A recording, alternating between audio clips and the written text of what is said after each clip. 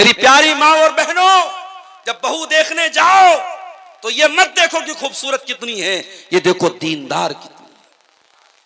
अल्लाह के प्यारे नबी फरमाते हैं, तुन कहल मरातु ले अरबईन ले मालिहा वले हसबिहा वले जमालिहा वले दीनिहा। जब औरत का निकाह होता है, चार चीजें औरत के अंदर देखी जाती हैं। माल देखा जाता है, खूबसूरती देखी जाती है, दीनदारी देखी जाती है, खानदान देखा जाता है। आपने फरमाया फज़फर बिज़ातिद्दीन, तुम दीनदार को लेके आ जाओ, कामयाब हो जाओगे।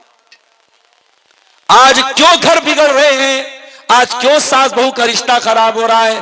आज क्यों नंदी और भाभी आपस में लड़ रही हैं? आज क्यों देवरानी जेठानी के झगड़े चल रहे हैं? क्योंकि हमने पैसा तो देखा, हमने बिरादरी तो देखी, हमने लंबा चौड़ा जहेज तो देखा, हमने घर मकान तो देखा, मगर हमने दीनदारी नहीं देखी।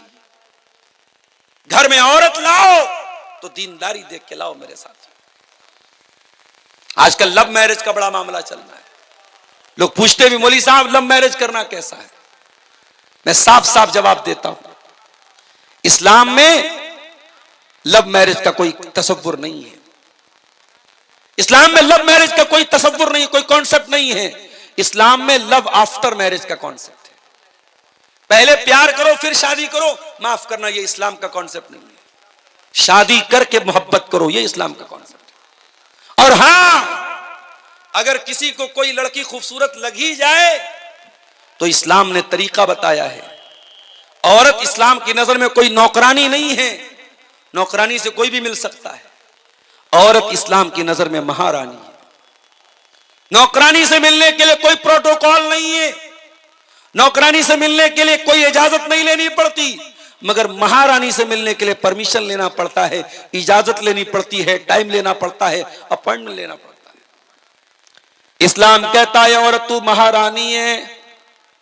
अगर कोई लड़का तुझे हासिल करना चाहता है, तुझे बीवी बनाना चाहता है, तुझे लेकर के वो कोर्ट मैरिज नहीं कर सकता, तुझे लेकर के वो घर से भाग नहीं सकता।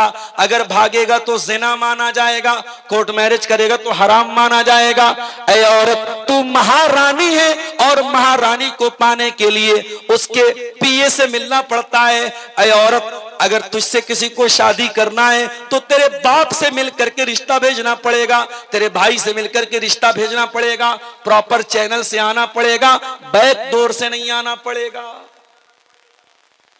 इसलिए अपनी बहनों को भी एक पैगाम देता हूं, अगर कोई लड़का आपसे मोहब्बत का इकरार कर रहा है, रात दिन मैसेज करके आई लव यू लिख रहा है, वीडियो कॉल पर आपसे मोहब्बत का इजहार कर रहा है, इंस्टाग्राम पर आपसे मोहब्बत का इजहार कर रहा है, मेरी बहनों तुम धोखे में ना आना, तुम उसके धोखे में ना आना।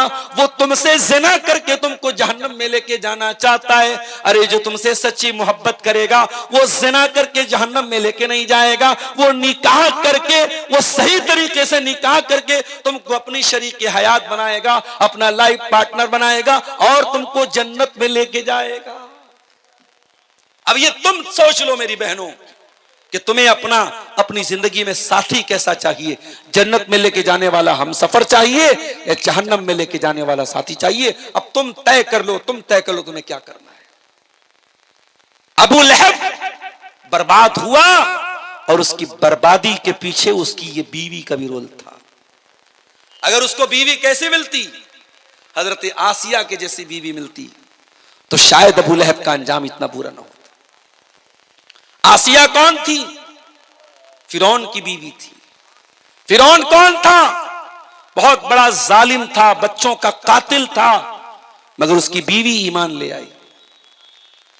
फिरौन की बीवी हजरत मूसा अलैहिस्सलाम पर ईमान ले आई, और जब ईमान लाई फिरौन ने उसको जेल में डाल दिया, हाथों में जंजीर डाल दी गई, पैरों में बेड़ी डाल दी गई। अल्लाह की ये बंदी अपने रब पर ईमान लाने की सजा में अपना महल छोड़कर, अपने तख्तो ताज को छोड़कर, अपनी आरामदेह गद्दी को छोड़ के आज कैद खाने में है, जेल खाने में है। उसके हाथों में जंजीरें डाली गई हैं, उसके पैरों में जंजीरें डाली गई हैं, पूरा बदन लहू लुहान है। और अल्लाह की वो बंदी फिरौन के जेल खाने से दुआ करती है, और उसकी दुआ को अल्लाह ताला कुरान में बयान करता है। ज़रबल्लाहु मसलन लिल्लज़ीना आमनु इम्रात फ़िरऔन। ऐ ईमान वालो, मैं तुम्हारे लिए मिसाल बयान कर रहा हूं, तुम्हारे लिए आइडियल बना रहा हूं, तुम्हारे लिए आदर्श बना रहा हूं फिरऔन की बीवी आसिया को। इज़ क़ालत रब्बि इब्नि ली इंदक बैतन फिल जन्ना। जब फिरौन की बीवी दुआ करती है, हजरत आसिया दुआ करती है, ऐ अल्लाह तू जन्नत में मुझे एक महल अता फरमा, व नज्जिनी मिन फिरऔन व अमली, और मुझे फिरौन से बचा ले, मुझे फिरौन के अमल से बचा ले, व नज्जिनी मिनल कौमि ज़ालिमीन, मुझे जालिमों से बचा ले। अल्लाह अकबर। तो अल्लाह ने दोनों एग्जाम्पल हमारे सामने पेश कर दिया। मेरी प्यारी माँ और बहनों, अल्लाह ने दोनों मिसालें पेश कर दी। अब तुम तय कर लो, तुम्हें फिरौन की बीवी आसिया के जैसा बनना है या अबू लहब की बीवी उम्मे जमील के जैसा बनना है। अबू लहब की बीवी कैसी थी? हम्मालतल हतब, लकड़ियों को उठाया करती थी। उलमा ने लिखा लकड़ी को उठाने का दो मतलब है। एक मतलब तो यह चुगलखोर थी, रिश्तों में दरार डाला करती थी, लकड़ी डाला करती थी, रिश्तों को तोड़ा करती थी, इसलिए अल्लाह ने उसको हम्मालतल हतब कहा। ऐ मेरी प्यारी माँ बहनों, अगर हो सके तो रिश्ता बनाने वाली बनना, रिश्ता तोड़ने वाली कभी ना बनना, वरना अबू लहब की बीवी के साथ तुम्हारा हशर होगा। चुगलखोर न बनना, रिश्तों में दरार डालने वाली न बनना, अगर हो सके तो मिलाने वाली बनना। कभी किसी की दुश्मनी में नफरत का पेट्रोल मत डालना, कभी नफरत का जहर मत डालना। इसीलिए अल्लाह के नबी फरमाते हैं, अगर आपस में झगड़ा हो जाए, उस झगड़े को जो बढ़ाता है, अल्लाह के नबी ने फरमाया हियल हालिका, रिश्तों को तोड़ना, रिश्तों को काटना, ये इंसान की नेकियों को खत्म कर देता है, रिमूव कर देता है, मिटा देता है, दीन को मिटा देता है, इस्लाम को मिटा देता है। और अगर कोई रिश्तों को जोड़ता है, मेल मिलाप कराता है, इस्लाह कराता है, अल्लाह के नबी ने इसको नमाज से बेहतर कहा, सदका से बेहतर कहा, जिहाद से बेहतर कहा। इसलिए अगर दो लोगों में दूरी है, दरार है, तो दरार को दूर करने वाले बनो, दरार को बढ़ाने वाले मत बनो मेरे प्यारे साथी। यहां तक के इस्लाम में झूठ बहुत बड़ा गुनाह है, लेकिन अगर दो लोगों को मिलाने के लिए झूठ बोलना पड़े तो इस्लाम ने झूठ भी बोलने की इजाजत दी। अल्लाह के प्यारे नबी सल्लल्लाहु अलैहि वसल्लम फरमाते हैं, लैसल कज़्ज़ाबुल्लज़ी युस्लिहु बैनन्नास, जो लोगों के बीच में सुलह कराता है, अगर वो झूठ भी बोलते तो उसका झूठ झूठ नहीं लिखा जाएगा, वो झूठा नहीं है जो सुलह कराने के लिए झूठ बोले। तो अबू लहब की बीवी कैसी थी?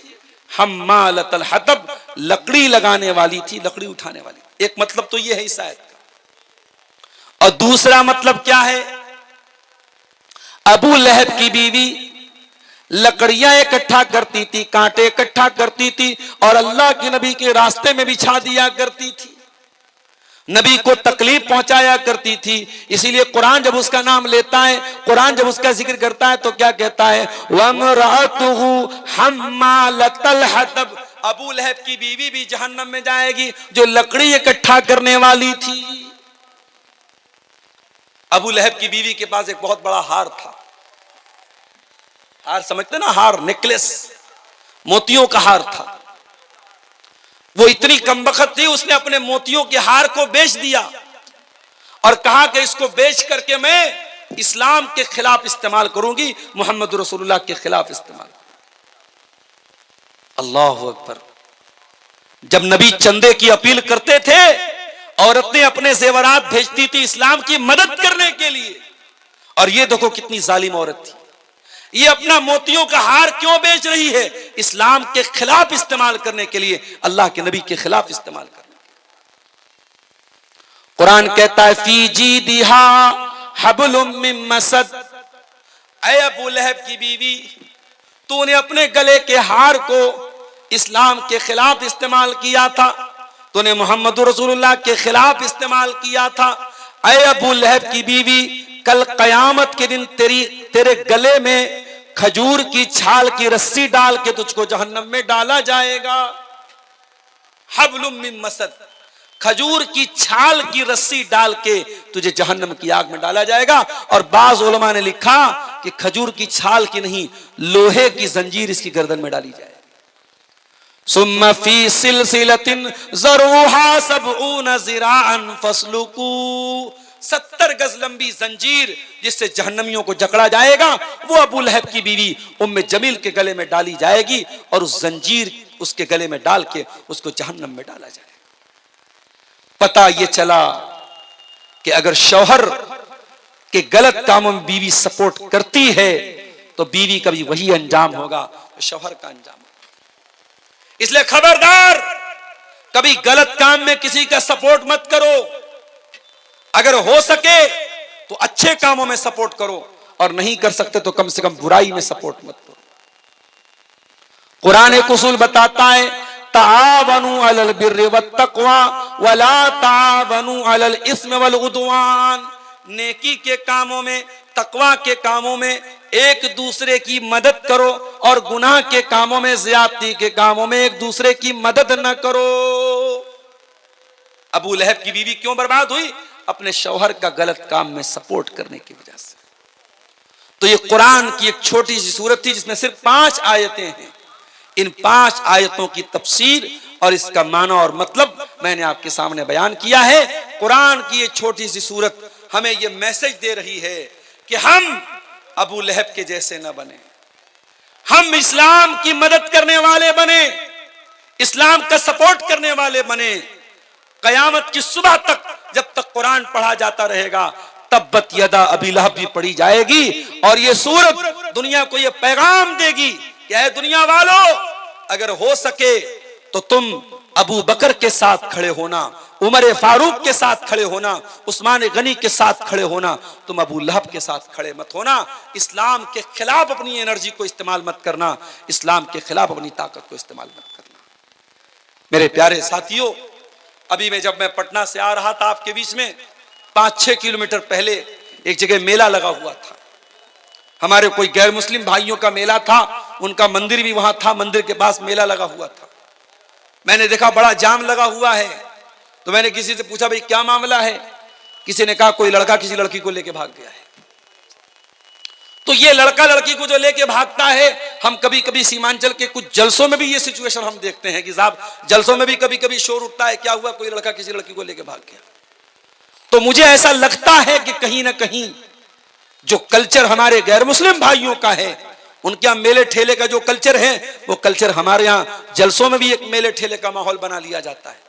उनके यहाँ भी लड़के लड़कियां सब बाजार में घूम रहे, हमारे यहाँ भी जलसों में बाजारों में घूमते रहते हैं, और ये जो मामलात उनके यहाँ होते वो हमारे यहाँ भी होते हैं। मेरे प्यारे साथियों, हमें और आपको ये सोचना चाहिए कि हम अबू लहब के मिशन को आगे बढ़ा रहे हैं या अबू बकर सिद्दीक के मिशन को आगे बढ़ा रहे हैं। आज बुराइयों का ऐसा माहौल है मेरे प्यारे साथियों कि अल्लाह की पनाह है, दिन ब दिन बुराइयां बढ़ रही हैं, और ऐसे माहौल में हमारे लिए आइडियल अगर कोई लोग हैं तो नबी के सहाबा हैं। मेरे प्यारे साथियों, अल्लाह के नबी सहाबा के साथ बैठे हुए हैं। आपने फरमाया जो आदमी दुनिया में नमाज पढ़ेगा, जन्नत में उसके लिए अलग से एक गेट होगा, बाबू सला, वो उस गेट से जन्नत में दाखिल होगा। जो दुनिया में बहुत ज्यादा सदका खैरात करेगा, उसके लिए जन्नत में एक अलग गेट होगा, बाबू सदका, वो बाबू सदका से जन्नत में जाएगा। जो दुनिया में बहुत ज्यादा नफिल रोजा रखेगा, उसके लिए जन्नत में एक दरवाजा होगा, बाबू रैयान, वो बाबू रैयान से जन्नत में दाखिल होगा। जन्नत के 8 दरवाजे होंगे। नबी ने फरमाया 8 दरवाजे से अलग अलग नेकी करने वाले लोग जाएंगे। हजरत अबू बकर सिद्दीक ने कहा, ऐ अल्लाह के नबी, क्या कोई ऐसा भी होगा, कोई ऐसा अल्लाह का कुछ नसीब बंदा भी होगा जिसको 8 दरवाजों से बुलाया जाए, जो सदका खैरात भी खूब करने वाला हो, नमाज भी खूब पढ़ने वाला हो, अल्लाह की राह में जिहाद करने वाला भी हो, रोजा रखने वाला भी हो। ऐ अल्लाह के नबी, क्या कोई ऐसा भी होगा जिसको 8 दरवाजे से बुलाया जाएगा? आपने फरमाया हाँ, ऐसे भी लोग होंगे। वो अर्जू अन तकून मिनहुम, और ऐ अबू बकर, मुझे उम्मीद है कि उन खुश नसीबों में से तुम भी होगे। मेरे प्यारे साथियों, अबू बकर सिद्दीक का मिजाज ऐसा था, आज हम दुनिया के लिए कंपटीशन करते हैं। अगर हमारे भाई के पास दौलत है तो हमारे पास भी दौलत आ जाए, उसके पास 2 मंजिला घर है हमारे पास भी 2 मंजिला घर आ जाए, उसके पास अगर शोहरत है, इज्जत है, दौलत है, हमारे पास भी आ जाए। हम दुनिया के लिए कंपटीशन करते हैं।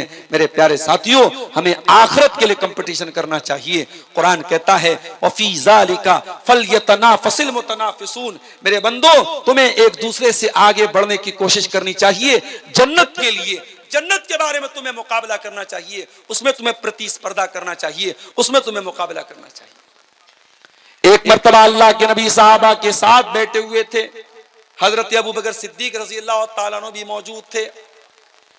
आपने पूछा मन अतम मिनकुमुल यौम मिस्कीना, कौन है तुम में से जिसने आज किसी गरीब को खाना खिलाया है? हजरत अबू बकर सिद्दीक ने हाथ उठाया, कहा अल्लाह के नबी मैंने आज एक गरीब को खाना खिलाया है। फिर आपने फरमाया मन अस्बह मिनकुमुल यौम साइमन, कोई है तुम में से जो आज रोजा रख के आया है? अबू बकर सिद्दीक ने अपना हाथ उठाया, अल्लाह के नबी आज मैं रोजे की हालत में हूं। फिर आपने पूछा मन आदा मिनकुमुल यौम मरीजा, क्या कोई ऐसा भी है जो किसी मरीज की इयादत करके आया हो? अबू बकर सिद्दीक ने हाथ उठाया, कहा हाँ अल्लाह के नबी मैंने एक मरीज की इयादत भी की है। फिर आपने पूछा क्या कोई ऐसा भी है जिसने किसी मुसलमान के जनाजे में शिरकत की हो? फिर अबू बकर सिद्दीक का हाथ उठा, हाँ अल्लाह के नबी मैंने एक मुसलमान के जनाजे में भी शिरकत की है। जरा गौर करो मेरे प्यारे साथियों, अल्लाह के प्यारे नबी नेकी का नाम लेते चले जा रहे हैं और हर नेकी पर अपना हाथ उठा रहे हैं। हजरत अबू बकर सिद्दीक रज़ी अल्लाह तआला अन्हु, और यही वो अबू बकर सिद्दीक हैं। नबी ने फरमाया ऐ अबू बकर तुमने इतने सारे नेकी के काम किए हैं, ये सारे नेकी के काम अगर एक दिन में 24 घंटे में अगर कोई एक आदमी करता है वो जरूर जन्नत में जाएगा। मेरे प्यारे साथियों, ये अबू बकर सिद्दीक हैं। मैं अबू बकर सिद्दीक का नाम इसलिए ले रहा हूं, मैं दोनों एग्जाम्पल आपके सामने पेश कर रहा हूं, एक नबी का चाहने वाला, एक नबी से दुश्मनी करने वाला। एक अबू बकर जो जिंदगी में भी नबी के साथ थे और इंतकाल भी नबी के साथ इंतकाल के बाद भी वहीं पे दफन हैं और कयामत के दिन नबी के साथ रहेंगे। और एक अबू लहब है जो दुनिया में जलील होकर के कुत्ते की मौत मरा और आखिरत में भी जहन्नम की आग में डाला जाएगा। मेरे प्यारे साथियों, अब हमें और आपको तय करना है हमें कौन सा किरदार अपनाना है, हमें कौन सा कैरेक्टर अपनाना है। हमें अबू बकर सिद्दीक वाला कैरेक्टर अपनाना है या अबू लहब वाला कैरेक्टर अपनाना है। और हमारी माँ बहनों को भी तय करना चाहिए कि उन्हें हजरत मरियम का कैरेक्टर अपनाना है, हजरत आसिया का अपनाना है या उम्मे जमील का अपनाना है, फिरौन की बीवी का अपनाना है। और